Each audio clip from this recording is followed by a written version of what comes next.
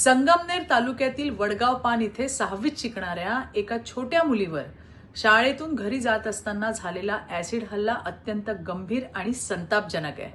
ही घटना मानवतेला काळिमा फासणारी आहे। या चिमुकलीच्या आईशी मी स्वतः बोलले। तिला रुग्णालयात दाखल करण्यात आले असून तिच्यावरती उपचार सुरू आहेत। तिला सर्वोत्तम वैद्यकीय मदत मिळेल याची शासनाकडून पूर्ण काळजी घेतली जाते। तिच्या कुटुंबालाही आवश्यक ती मदत दिली जाईल। ती लवकर बरी व्हावी ही स्वामींचरणी प्रार्थना आहे। या घटनेबाबत मी पोलीस अधीक्षकांशी देखील बोलले। पोलीस प्रशासनाने तात्काळ याची दखल घेतली असून स्वतः जिल्हा पोलीस अधीक्षक SP घारगेजी घटनास्थळी पोहोचले असून तपास सुरू आहे।